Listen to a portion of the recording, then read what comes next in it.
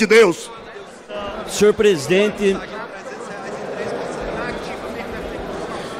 presidente, Rodrigo Maia, nobres colegas parlamentares, hoje é o primeiro dia de sessão deliberativa do segundo ano de trabalho dessa legislatura.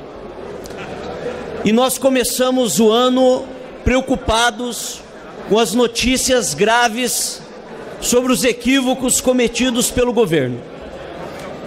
A polícia, o Ministério Público acaba de abrir um inquérito contra o ministro da Secretaria de Comunicação do governo por indícios de irregularidades. O ministro da Educação, além das suas presepadas na internet, parece mais um animador do que o ministro da Educação, graças às suas irresponsabilidades, nos trouxe um Enem que trouxe muitas dúvidas, trouxe um processo dentro da área da educação que prejudicou milhões de estudantes e colocou em xeque, mais uma vez, a potencialidade do governo e a responsabilidade que nós temos com todos os brasileiros. Mas essa casa tem uma oportunidade, mais uma vez, de mostrar à população a sua independência, a sua responsabilidade, com a ética, com a moral e principalmente na luta contra as injustiças e contra as desigualdades.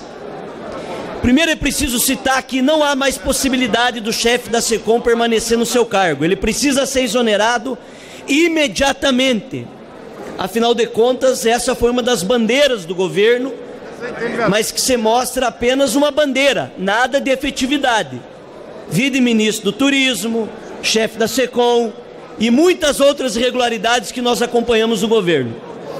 Mas essa casa tem a oportunidade de mostrar que nós temos condições de implementar uma agenda positiva e importante no nosso país. Nós começaremos amanhã os trabalhos na comissão especial que trata de condenação em segunda instância. Sabe qual que é a diferença de condenação em segunda instância ou prisão em segunda instância? É que a condenação em segunda instância pode valer para todas as áreas.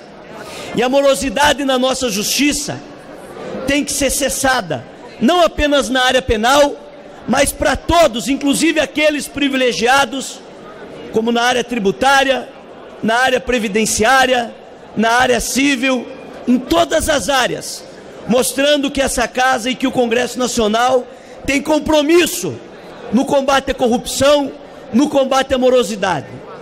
Temos a possibilidade também de votar o fim do foro privilegiado, que é o anseio da população e que precisa ser regrado, principalmente depois da aprovação nessa casa da lei contra aqueles que cometem abuso de autoridade. Também gostaria de registrar que talvez o nosso maior desafio, que atinge todas as áreas, seja a discussão da reforma tributária. O maior problema que nós temos num país com os números que se apresentam em todas as áreas, como o Brasil, é o problema da injustiça social. E não é possível, deputado Ted, nós temos um país que ao longo dos últimos anos, em plena crise, os bancos declararam os maiores lucros da história. Num país que ao longo desses últimos anos, em plena crise, a Bolsa de Valores subiu absurdamente.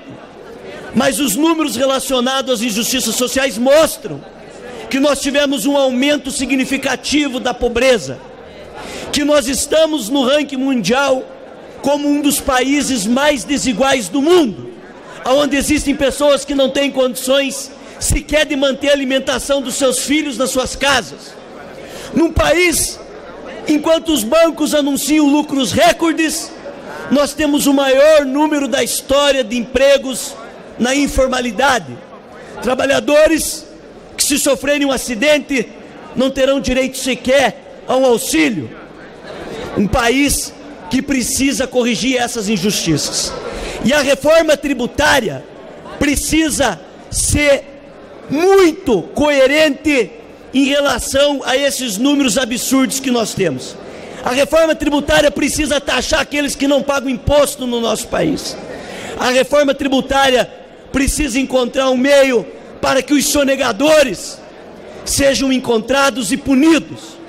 A reforma tributária precisa entender que um trabalhador que não consegue pagar o IPVA do seu carro, que ele usa para trabalhar, não é o culpado pela crise que nós estamos vivendo, mas sim aquele dono de uma lancha, de um helicóptero, dono de grandes fortunas, que não paga imposto no nosso país.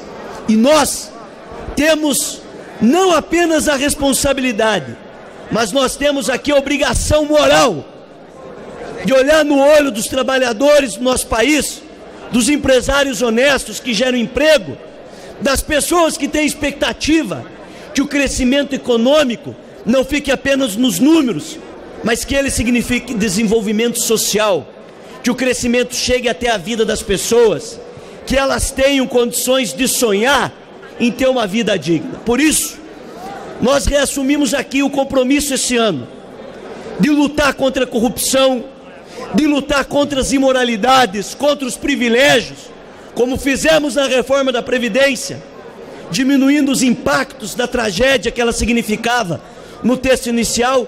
E eu deixo meus parabéns ao presidente Rodrigo Maia, porque a sensibilidade que o governo não teve, essa casa teve e conseguiu corrigir grande parte dos equívocos que hoje se demonstram que nós tínhamos razão, mostrando os números absurdos e a tragédia que o nosso país está vivendo. Nós do PSB, dos partidos que compõem a oposição, assumimos esse compromisso de continuar lutando com independência, com responsabilidade e com muita força para corrigir essas injustiças.